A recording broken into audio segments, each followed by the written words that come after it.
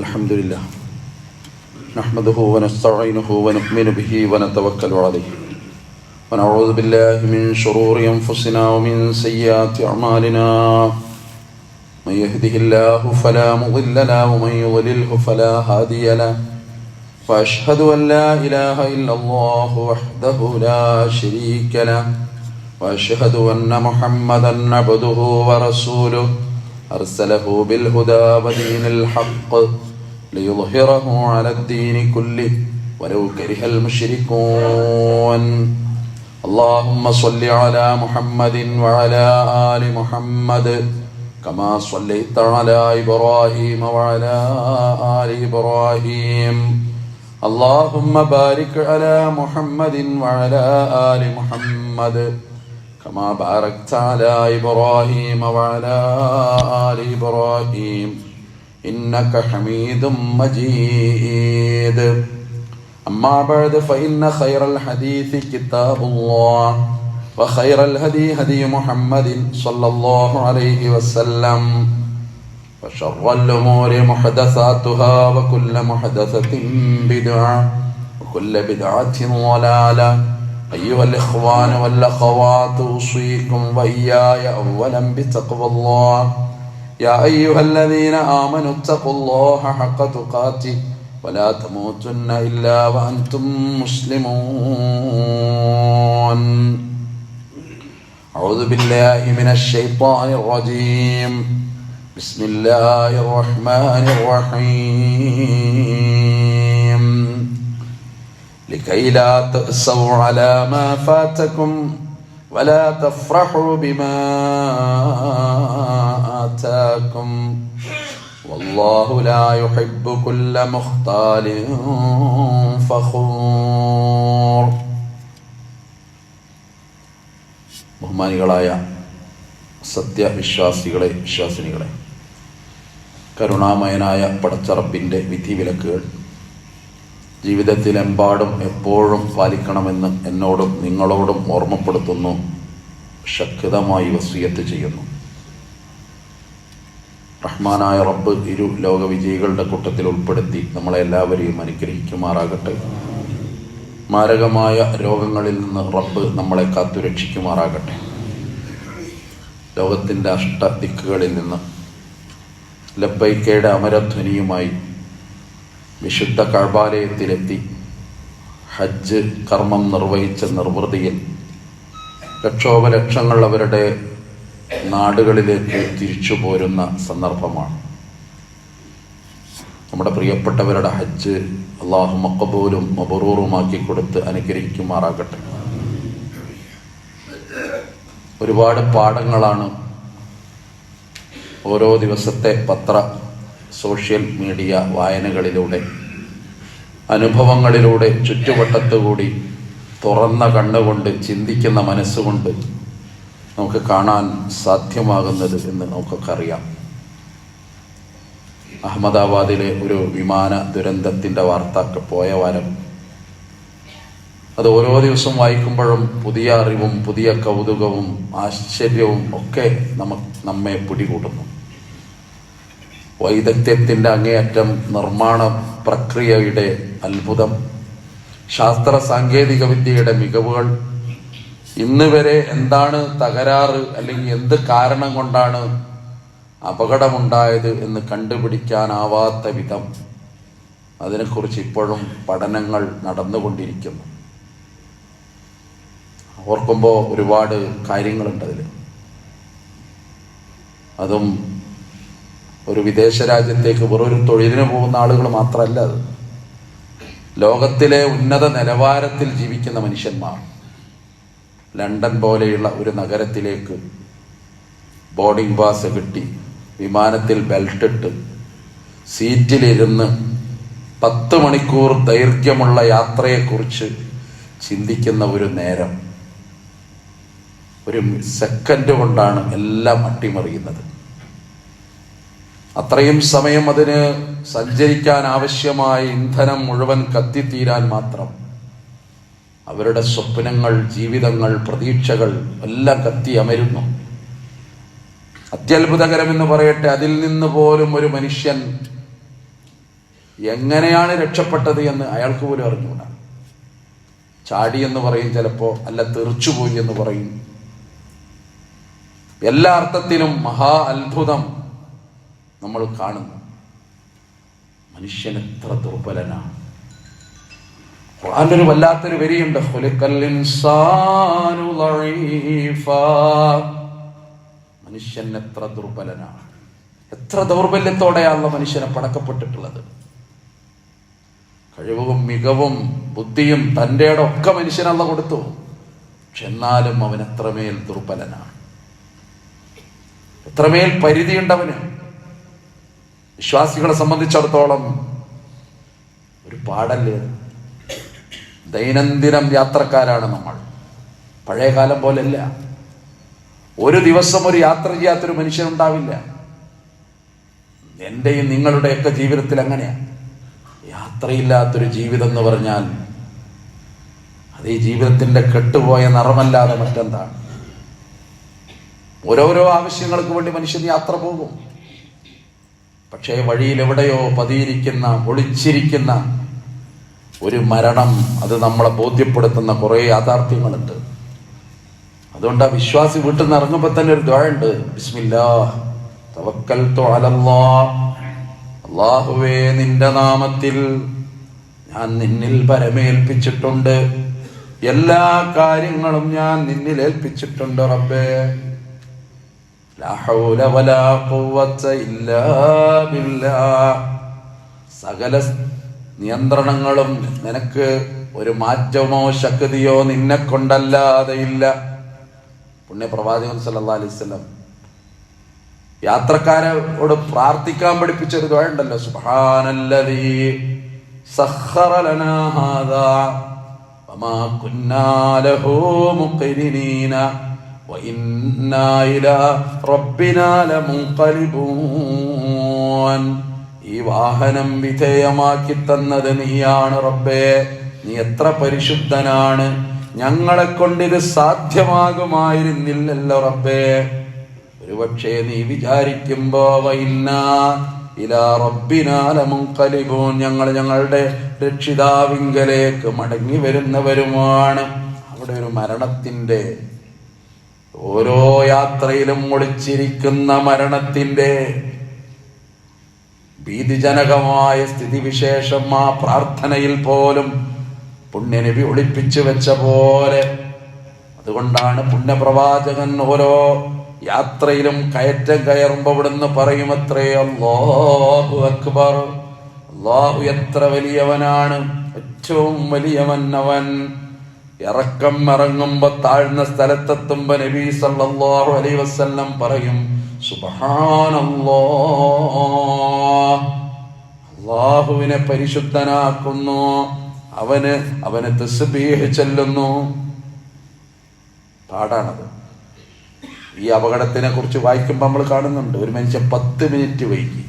ഉദ്യോഗസ്ഥന്മാരൊരാൾ കുറേ പറഞ്ഞു നോക്കി, പോണം, അർജന്റാണ്, ട്രാഫിക് പെട്ടു, പല പ്രശ്നങ്ങളും. പക്ഷെ അവര് പറഞ്ഞു നിയമം അനുവദിക്കുന്നില്ല. നിരാശയോടുകൂടി അയാൾ തിരിച്ചു പോരുന്നുണ്ട്, അയാളുടെ പെട്ടിയും സാധനങ്ങളൊക്കെ എടുത്ത്. എയർപോർട്ടിൽ നിന്ന് സങ്കടത്തോടെയും ദുഃഖത്തോടെയും തിരിച്ചിറങ്ങുന്ന ഒരു മനുഷ്യൻ. പക്ഷെ ആ മനുഷ്യൻ പിന്നെ അറിയുന്നത് ആരും ബാക്കിയാകാത്ത വിധം അത് കത്തിച്ചാമ്പലായി എന്നാണ്. നഷ്ടങ്ങൾ ജീവിതത്തിൽ നിങ്ങൾക്കൊരു നഷ്ടം പറ്റിയാൽ അതിന്റെ പേരിൽ നിങ്ങൾ ഒരിക്കലും ദുഃഖിക്കരുത്. ഖുർആൻ പറയുന്നുണ്ട്. അതിന് മുമ്പേ ഹദീദ് സൂറത്തിൽ 23-ാമത്തെ ആയത്താണ് ഓതി വെച്ചത്. അതിന് മുന്നേ അല്ലാഹ് പറയാണ്, മാ അസ്വാബ മിൻ മുസീബത്തിൻ ഫിൽ അർദ്, ഈ ഭൂമിയിൽ ഒരു വിപത്തും നടക്കുന്നില്ല, വലാ ഫീ അൻഫുസികും, നിങ്ങളിലും, ഇല്ലാ ഫീ കിതാബിൻ മിൻ ഖബ്ലി അൻ നബ്റഅഹാ, മുമ്പേ നാം അത് ഒരു രേഖയിൽ ഉൾപ്പെടുത്തിയിട്ടല്ലാതെ. ഇന്ന ദാലിക അലല്ലാഹി യസീർ, അല്ലാഹുക്കത് വളരെ എളുപ്പമാണ്. പിന്നെ തുടർന്ന് പറയാ, എന്തിനങ്ങനെയൊക്കെ സംവിധാനിച്ചതെന്നറിയോ? ലികൈലാ തഅസൗ അലാ മാ ഫാതകും, നിങ്ങൾക്ക് നഷ്ടപ്പെട്ടതോർത്ത് നിങ്ങൾ ദുഃഖിക്കാതിരിക്കുവാൻ വേണ്ടി. നഷ്ടങ്ങൾ ഒരുപാടുണ്ടാവും ജീവിതത്തിൽ. കച്ചവടത്തിൽ നഷ്ടം, ജീവിതത്തിൽ നഷ്ടം, കുടുംബ സ്വസ്ഥതയിൽ പ്രയാസങ്ങൾ, സൗഹൃദത്തിൽ പരീക്ഷണങ്ങൾ ഒക്കെ ജീവിതത്തിൽ ഉണ്ടാകാം.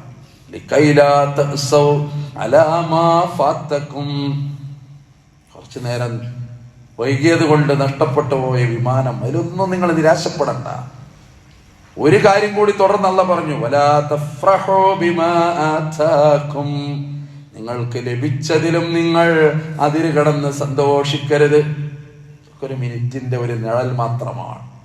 അബുൽ അത്താഹിയ എന്ന അറബ് കവി പറഞ്ഞ പോലെ, അൽ മാലു ദില്ലുൻ സായിലുൻ, പെട്ടെന്ന് നീങ്ങിപ്പോകുന്നൊരു നിഴലല്ലാതെ സമ്പത്ത് എന്താണ്?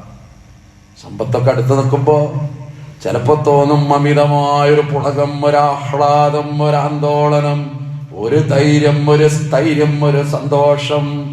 പക്ഷേ വലാ തഫ്റഹൂ ബിമാ ആതാകും, അല്ലാഹു നിങ്ങൾക്ക് തന്നതിൽ നിന്ന് അതിന്റെ പേരിൽ നിങ്ങൾ അമിതമായിട്ട് സന്തോഷിക്കണ്ട. വല്ലാഹു ലാ യുഹിബ്ബു കുല്ല മുഖ്താലിൻ ഫഖൂർ, അല്ലാഹു അഹങ്കാരികളെ ഇഷ്ടപ്പെടുന്നവനല്ല, അവൻ ദുരഭിമാനികളെയും ഇഷ്ടപ്പെടുന്നവനല്ല. ബഖറ സൂറത്തിൽ മറ്റൊരു തലത്തിൽ ഇത് പറയുന്നുണ്ട്, നിങ്ങൾ ഖൈറാണെന്ന് കരുതുന്നത് അസാ അൻ തുഹിബ്ബു ശൈഅൻ വഹുവ കുർഹുൽ ലക്കും, നിങ്ങൾ വെറുക്കുന്ന ഒരു കാര്യം അത് ചിലപ്പോ നിങ്ങൾക്ക് ഇഷ്ടമായേക്കാം, നിങ്ങൾക്കത് ഖൈറായേക്കാം. അതേ സമയത്ത് നിങ്ങൾ വെറുക്കുന്ന ഒരു കാര്യം അത് നിങ്ങൾക്ക് വഹുവ ഖൈറുൽ ലക്കും, അതൊരു പക്ഷേ നിങ്ങൾക്ക് ഖൈറായി മാറിയേക്കാം. നമ്മൾ ദുഃഖിച്ച ചില സംഗതികളുണ്ടാവും ജീവിതത്തിൽ. നഷ്ടപ്പെട്ട ആ ജോലി ഓർത്ത് കുറേ ദിവസം കരഞ്ഞിട്ടുണ്ടാകണം. പക്ഷെ പിന്നെ അതിനേക്കാൾ നല്ലൊരു ജോലി കിട്ടിയപ്പോഴാണ് ഇയാൾ ഓർത്തത്, റബ്ബ് ഇത്ര ഉന്നതനും മഹാനുമാണ്, അവിടുന്ന് എന്നെ അല്ലാഹ് പറഞ്ഞയച്ചത് അതിനേക്കാളും നല്ല ഒരു ജോലിക്ക് അല്ലാഹു എന്നെ പാകപ്പെടുത്തുവാൻ. നിങ്ങൾ ഖൈറാണെന്ന് കരുതുന്നത് ഒരുപക്ഷെ നിങ്ങൾക്ക് ഷർറാണ്, നിങ്ങൾ ഷർറാണെന്ന് കരുതുന്നതോ ഒരുപക്ഷെ നിങ്ങൾക്ക് ഖൈറാണ്. അതുകൊണ്ട് റബ്ബിന്റെ ചില തീരുമാനങ്ങൾ, അതിന്റെ മുമ്പേ നമ്മൾ വായിച്ചല്ലോ, ഹജ്ജിന് പോകാൻ മെനക്കെട്ടിട്ട് എയർപോർട്ടിൽ വന്നൊരു മനുഷ്യൻ, എന്തൊക്കെയോ അയാളെ രേഖകളിൽ പ്രശ്നം, വിമാനം പോവുക, കൊണ്ടുപോകാൻ പറ്റൂല, സാങ്കേതിക തകരാറെന്ന് പറഞ്ഞിട്ട് ആ വിമാനം ആദ്യം ഇറങ്ങി. അപ്പോഴും ഇയാൾ പറയുന്നുണ്ട് ഞാനുണ്ട്, എന്നെ കൊണ്ടുപോകണം. നടന്നില്ല.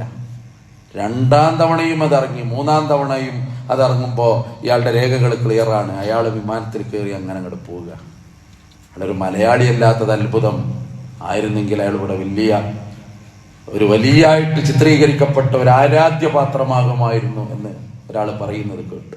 ഞാൻ പറഞ്ഞു വന്നത്, അതൊക്കെ വലിയ അത്ഭുതം. ഒളിച്ചിരിക്കുക. ഹജ്ജിന് പോയി വരുന്ന സഹോദരന്മാർ, ഞാൻ സൂചിപ്പിച്ചത് ഒളിച്ചിരിക്കുന്ന ഒരു മരണമുണ്ട് പ്രിയപ്പെട്ടവരെ നമുക്കൊക്കെ. ആ ഒരു ബോധം എപ്പോഴും നല്ലതാ. ഹജ്ജിന് പോയി വരുന്ന ചില സഹോദരന്മാർ ചിലപ്പോൾ കാണാം, അവർ ഹജ്ജ് ചെയ്ത ആ ഇഹ്റാമിന്റെ വസ്ത്രം അത് വീട്ടുകാരോട് പറയും, ഞാൻ മരിച്ചാൽ ഇതിന് നിങ്ങൾ എന്നെ മറവ് ചെയ്യണം, ഇതാണ് എൻ്റെ കഫം പുടവ എന്ന് പറയുന്ന ആളുകളെ കാണാൻ സാധിക്കും. ഒരർത്ഥത്തിൽ അതിന് പ്രത്യേക തെളിവൊന്നും കാണാൻ കഴിയില്ലെങ്കിലും ഒരർത്ഥത്തിൽ അതൊരു ധൈര്യമാണ്. അയാളുടെ തന്നെ പൊതിയാനുള്ള തുണി തൻ്റെ അലമാറയിൽ ഇങ്ങനെ ഇരിക്കുന്നത് കാണുമ്പോൾ ഒരു പരലോകബോധം, ഒരു യാത്ര, ഒരു വിനഷ്ടം അയാൾക്കുണ്ടാകും. കാരണം അത് ആർക്കും എപ്പോഴും സംഭവിക്കാം. മരണത്തെ തടുത്തു നിർത്താൻ കഴിയാത്തൊരു സംഗതിയാണല്ലോ അത്. ആഗ്രഹങ്ങൾ ഒരുപാടുണ്ടാകാം, അഭിനിവേശങ്ങളും താല്പര്യങ്ങളും ഒരുപാടുണ്ടാകാം, മോഹങ്ങൾ ദിനേന വർദ്ധിക്കുന്നുണ്ടാകാം, സ്വപ്നങ്ങൾ കടലുകൾക്കപ്പുറത്തേക്ക് കടന്നു പോയിട്ടുണ്ടാകണം. പക്ഷേ ഇത് ഒരു സത്യമായിട്ട് വരുമല്ലോ. ശാശ്വതത്വം എന്ന് പറയുന്നത് നമുക്കൊരാൾക്കും ഇല്ല. നമുക്ക് ചിലപ്പോൾ തോന്നും ഞാനില്ലെങ്കിൽ ഞാൻ എന്താ ഇവിടെ ആകുക, ഒന്നും ആകാൻ പോണില്ല. അന്നും ഇതൊക്കെ നടക്കും, അന്നും പള്ളി നടക്കും, അന്നും ഖുത്ബ നടക്കും, അന്നും ആളുകൾ വരും, അന്നും മറവ് ചെയ്യാൻ വേറെ ആളുകളുണ്ടാകും, അന്നും വീട്ടിൽ പുതിയ ആളുകൾ വരും, അന്നും അവിടെ പുതിയ ഭക്ഷണം വിളമ്പും, പിന്നെയും നാട്ടിൽ വിവാഹങ്ങൾ നടക്കും, പിന്നെയും നാട്ടിൽ പഠനങ്ങൾ നടക്കും. ഒന്നൊരു മാറ്റമില്ല, അതങ്ങനെ തുടർന്നു പോകും. ഞാൻ അല്ലെങ്കിൽ ഞാൻ എന്താകും, ഒന്നും ആകാൻ പോണില്ല. അറിയാതെ ചിലപ്പോൾ വരുന്ന ചില ചിന്തകളാണ്. എൻ്റെ ഒരു സാന്നിധ്യം അല്ലെങ്കിൽ എന്തൊക്കെയോ ഇവിടെ ഒന്നും ആകാൻ പോണില്ല. കാരണം പടച്ചോൻ അങ്ങനെ സംവിധാനിച്ചിട്ടുള്ളത്. ഈ ലോകത്തങ്ങനെ സാന്നിധ്യം കൊണ്ട് വാജിബായിട്ടും ഒരാളെ ഇവിടെ നിർബന്ധിച്ചല്ല നിർത്തണമെങ്കിൽ അതിന് പറ്റിയ ഒരാള് പുണ്യ നബി സല്ലല്ലാഹു അലൈഹി വസല്ലമയാണ്. അത്ര ഉത്കൃഷ്ടനായൊരു മനുഷ്യന്മാരല്ല. അവിടുത്തെ നടത്തം തെളിവ്, അവിടുത്തെ ഇരുത്തം തെളിവ്, അവിടുത്തെ മൗനം തെളിവ്. വമായന്തിഖു അനിൽ ഹവാ ഇൻ ഹുവ ഇല്ലാ വഹ്യു യൂഹാ. അതിന്റെ അടിസ്ഥാനത്തിലല്ലാതെ അവിടുന്ന് ഒന്നും മൊഴിയൂല. അങ്ങനത്തെ പ്രവാചകൻ. വലൗ ഖദ്ദറ റഹ്മാനു ഖുൽദൻ ലിഖൽഖിഹി ലദുനിയാ ലമാ മാതൻ നബിയു ബിതൗബതി. ശാശ്വതത്തെ ഒരാൾക്ക് കൊടുക്കുകയാണെങ്കിൽ അത് ഈ പ്രവാചകന് കൊടുക്കണമായിരുന്നു. അതുണ്ടായിട്ടില്ല. ആയിഷ ബീവിയുടെ മടിത്തട്ടിൽ കടന്നിട്ട് 63 വയസ്സായപ്പോഴേക്ക് പുണ്യപ്രവാചകൻ സല്ലല്ലാഹു അലൈഹി വസല്ലം ഈ ലോകത്തു നിന്ന് വിട പറഞ്ഞ് കടന്നുപോയി.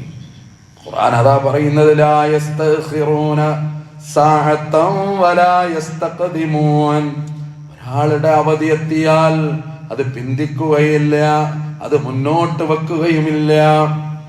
ഈ നബിയോടാണ് അല്ലാഹ് പറഞ്ഞത്, ഇന്നക മയ്യത്തുൻ. നബിയേ, നിങ്ങൾ മയ്യത്താണ്, നിങ്ങൾ മയ്യത്താകാൻ പോകുന്നവനാണ്. വഇന്നഹും മയ്യത്തൂൻ.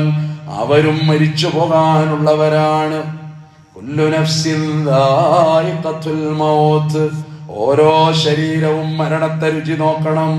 വഇന്നമാ തുവഫൗന ഉജൂറക്കും യൗമൽ ഖിയാമ. പ്രതിഫലം പൂർണ്ണമായിട്ട് നിങ്ങൾക്ക് പരലോകത്ത് നൽകപ്പെടണം. ഫമൻ സുഹ്സിഹ അനിൻ നാരി വഉദ്ഖിലൽ ജന്ന.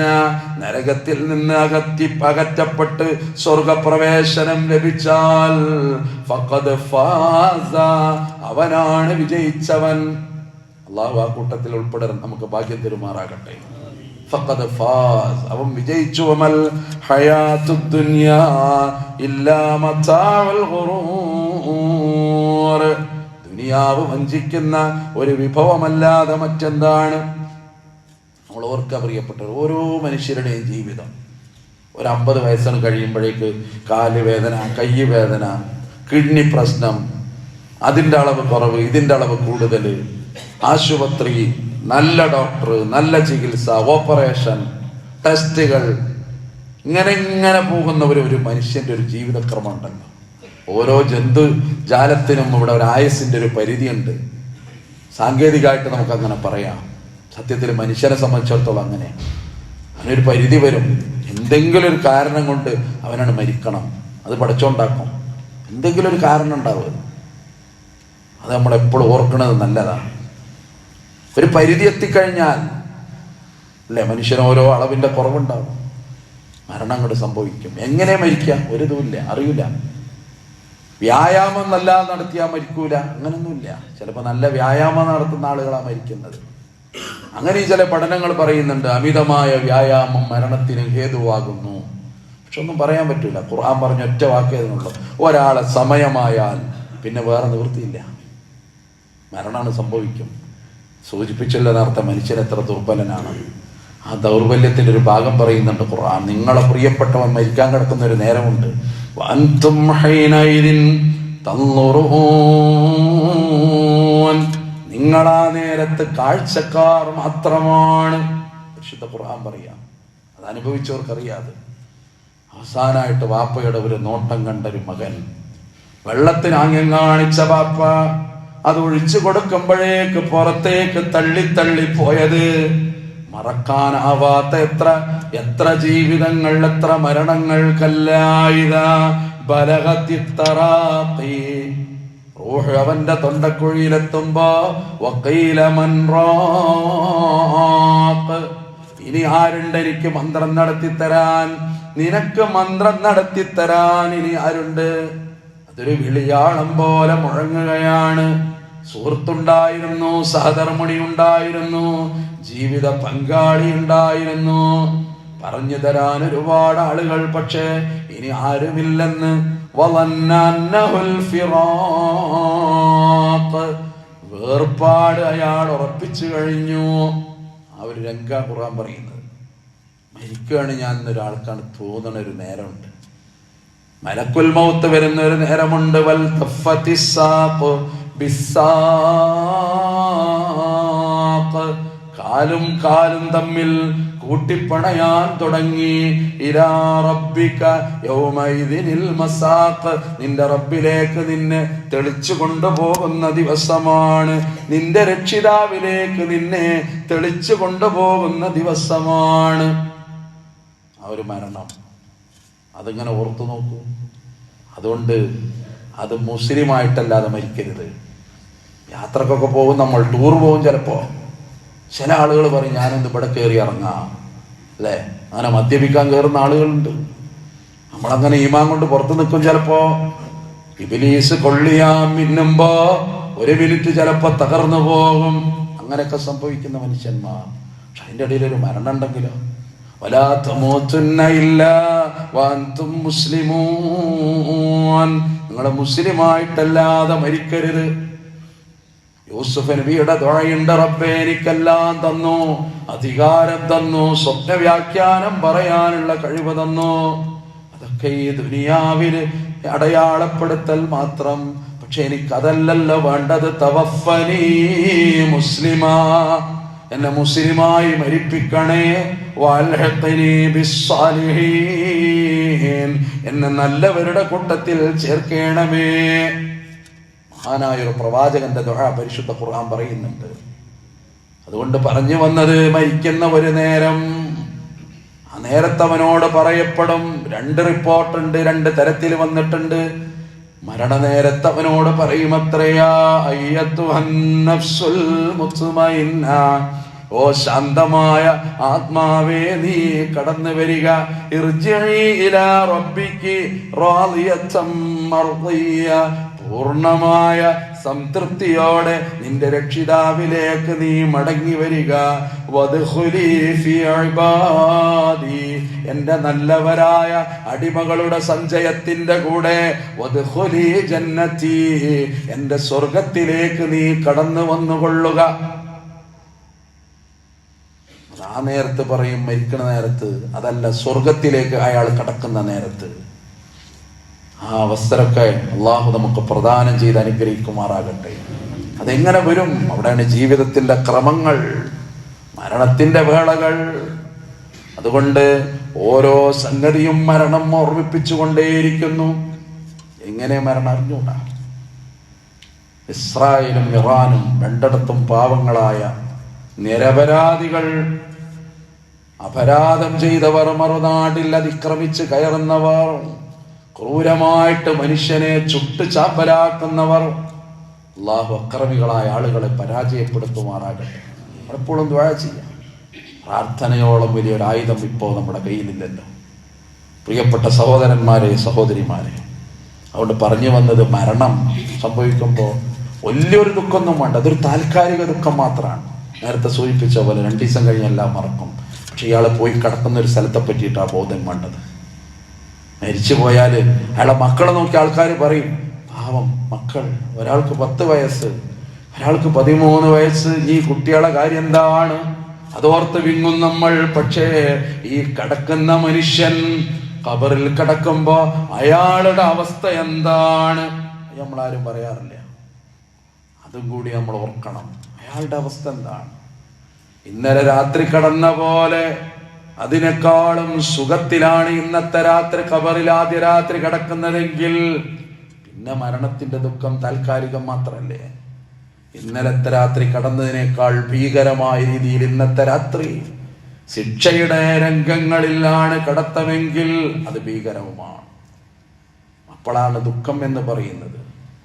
ഞാൻ പറഞ്ഞു വന്നത്, ഇതൊരു ഓർമ്മ പോലെ നമുക്കുണ്ടാകണം.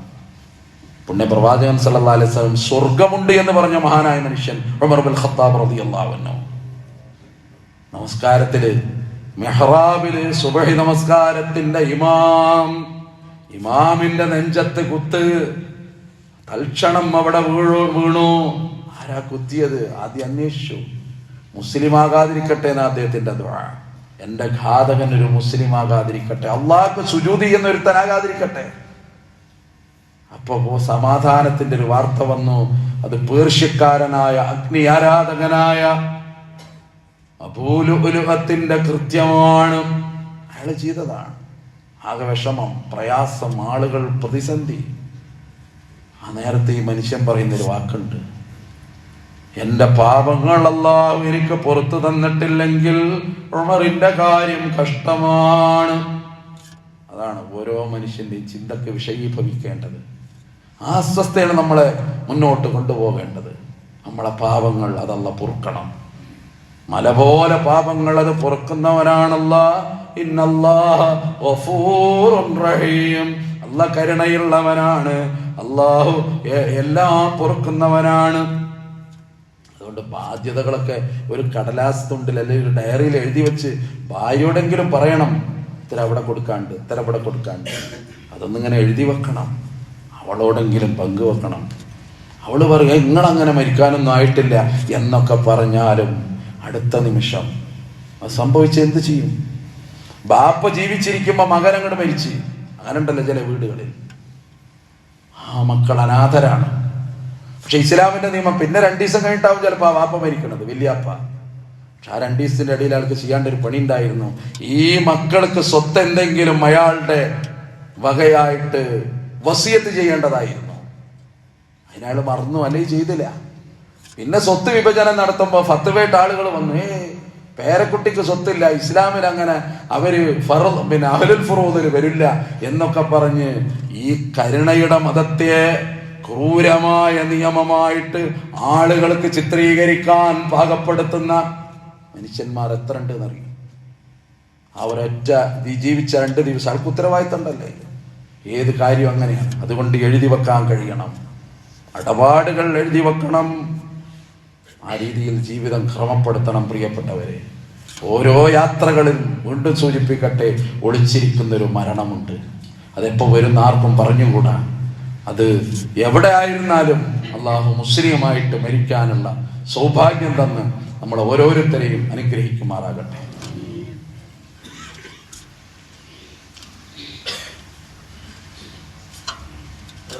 അൽഹംദുലില്ലാഹി റബ്ബിൽ ആലമീൻ വസ്സലാത്തു വസ്സലാമു അലാ അഷ്റഫിൽ മുർസലീൻ വഅലാ ആലിഹി വസഹ്ബിഹി അജ്മഈൻ.